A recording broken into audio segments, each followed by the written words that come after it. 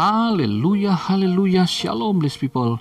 Kiranya berkat dan damai sejahtera Allah di dalam Tuhan Yesus Kristus menjadi bagian kita sepanjang hari ini. Jumpa lagi dengan saya Pendeta Theodorus dari channel Rumah Berkat, House of Blessing. Tema kita hari ini adalah menjadi saudara sepenanggungan.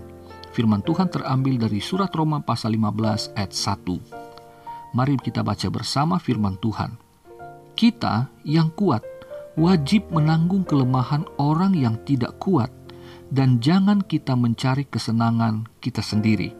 Saudara yang terkasih dalam Tuhan, beberapa waktu ini ada sebuah berita viral di mana seorang mantan atlet bola voli putri yang juga seorang anggota Korps Wanita Angkatan Darat TNI Angkatan Darat yang bernama Aprilia Manganang dinyatakan bahwa sesungguhnya Aprilia ini seorang laki-laki. Kok bisa dia dinyatakan laki-laki setelah masyarakat mengenalnya sebagai seorang perempuan? Saudara yang terkasih dalam Tuhan, Kepala Staf Angkatan Darat Jenderal TNI Andika Perkasa menjelaskan bahwa sesungguhnya Aprilia ini seorang laki-laki, karena menurut para dokter ahli, Aprilia ini mengidap hipospadia, yaitu kelainan bawaan pada alat kelamin laki-lakinya. Jadi nggak normal begitu. Tetapi selama ini orang mengakui dan menerima dia sebagai seorang perempuan, termasuk orang-orang yang menjadi teman-teman seprofesinya, baik sebagai atlet maupun sebagai tentara. Nah, saudara yang terkasih dalam Tuhan, siapa sih sebetulnya yang selama ini memperlakukan dia sebagai perempuan? Yang pertama, dokter yang menolong kelahirannya. Karena dokter ini kurang pengetahuan, kata para ahli, maka ketika ia tidak menemukan alat kelamin laki-laki, anak laki-laki secara normal, maka ia segera menyatakan anak ini pasti perempuan. Jadi kurangnya pengetahuan. Nah, yang kedua, orang tuanya Aprilia. Berdasarkan keterangan dokter, maka orang tuanya menerima, kemudian menamakan, lalu memperlakukannya, merawat, mengasuhnya sebagai seorang anak perempuan. Yang ketiga, orang-orang di lingkungan sekitarnya, baik itu keluarga besar maupun oleh warga yang ada di sekitarnya. Jadi mereka selama ini memperlakukan Aprilia sebagai seorang anak perempuan. Sampai umur 28 menjelang 29 tahun, barulah kemudian semua tersingkap bahwa ternyata Aprilia adalah seorang laki-laki yang mengalami kelainan bawaan pada alat kelaminnya. Syukur sekarang dia telah dioperasi, dan Aprilia kemudian dengan senangnya ia mendeklar bahwa saya seorang laki-laki. Jadi bayangkan saudara, 28 tahun misteri yang selama ini atau kabut gelap menggelayut di hati dan pikiran seorang Aprilia.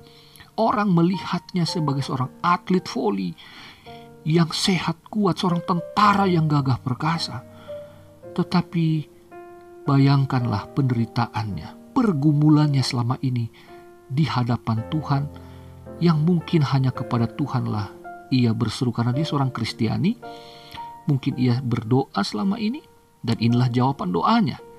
Dan di hadapan manusia, ia tetap menyatakan dirinya perempuan, karena sudah demikianlah ia dinyatakan sejak dia lahir.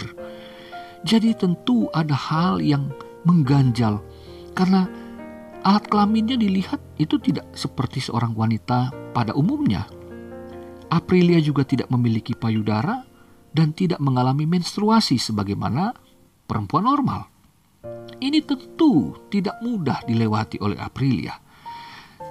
Untuk itulah, saudara yang terkasih dalam Tuhan, ada orang-orang juga yang mungkin seperti Aprilia di antara saudara kita atau kenalan-kenalan kita, yang ketika diketahui bahwa mereka penderita hipospadia, mereka jadi kecil hati, atau bahkan ada orang-orang yang menutup dirinya.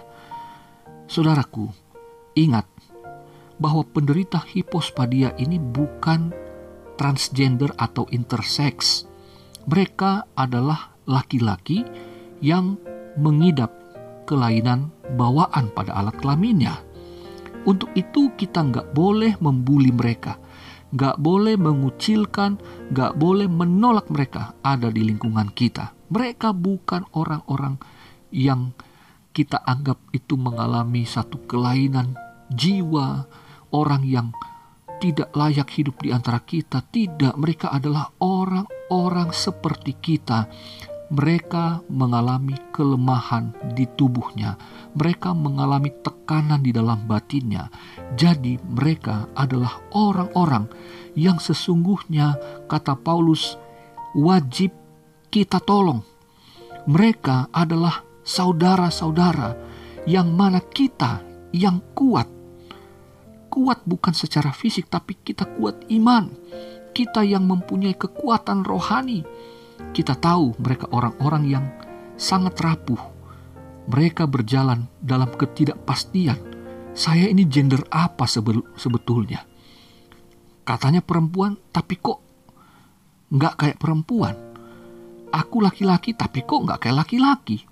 Ada pergumulan-pergumulan yang membuat mereka mungkin tidak bisa tampil, tidak bisa berkarya dengan normal, dengan apa yang bisa ditampilkan sebagaimana Aprilia. Aprilia ini orang yang hebat. Dia masih bisa tampil dengan segala segenap prestasi gitu ya. Tapi ada orang-orang juga yang selama ini mengurung diri. Nah, ketika kita tahu bukan hanya hipospadia lah, mereka siapapun mereka yang hidupnya merasa bahwa mereka adalah orang-orang yang tidak layak untuk ada di tengah masyarakat.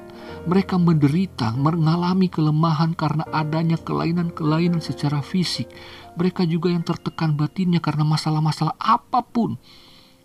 Kita, kata Paulus, wajib menanggung kelemahan. Karena di ayat yang kedua dikatakan, setiap orang di antara kita harus mencari kesenangan sesama kita demi kebaikannya untuk membangunnya. Sebagaimana Kristus di ayat yang ketiga, kata Paulus. Jadi saudaraku, ketika kita menemukan orang-orang ini ada di antara yang kita kenal, maka marilah kita menanggung, kita ikut dalam tanda petik menderita bersama dengan mereka.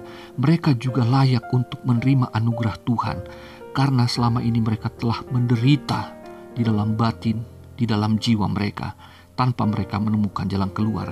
Dan kita patut untuk menolong mereka dengan memberitakan kasih Tuhan atas mereka, bahwa Bapa memberikan anaknya yang tunggal untuk mati bagi kita, termasuk mereka yang saat ini merasa dirinya adalah orang-orang yang tidak normal, orang-orang yang tersingkirkan, merasa orang-orang yang tidak berdaya dan tidak berguna bahkan. Kitalah tangan-tangan Tuhan untuk menggandeng mereka, untuk menjadi saudara-saudara sepenanggungan, bahwa Tuhan mengasihi mereka dan Tuhan mau pakai kita semua untuk memberkati, untuk melepaskan mereka dari penderitaan supaya mereka menerima kasih karunia, terutama mereka dapat mengenal Kristus yang mati dalam segala kelemahannya sebagai manusia biasa. Kiranya kita semua dapat mendampingi orang-orang seperti ini sampai mereka dipulihkan dan dapat diterima di lingkungannya. Bukan hanya orang-orang seperti Aprilia yang mengidap hipospadia, tapi yang menderita apapun, yang membutuhkan pertolongan kita. Mari kita dampingi mereka sampai mereka dapat kembali pulih, dapat diterima di lingkungannya, dan mereka dapat menjalankan aktivitas sebagaimana orang-orang lainnya. Saudaraku, kita adalah orang-orang, saudara-saudara sepenanggungan, karena Kristus telah memberikan anugerah keselamatan dengan menanggung dosa kita. Kata Paulus di ayat yang ke-7, sebab itu terimalah satu akan yang lain, sama seperti Kristus juga telah menerima kita untuk kemuliaan Allah.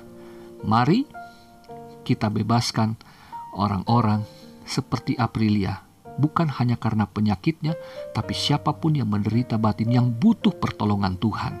Saudara dan saya adalah alat-alat yang Tuhan akan pakai untuk memuliakan Bapa di sorga. Selamat beraktivitas, tetap berdoa, dan tetap semangat ya. Sampai jumpa di vlog berikutnya. Tuhan Yesus mengasihimu, Tuhan Yesus memberkatimu.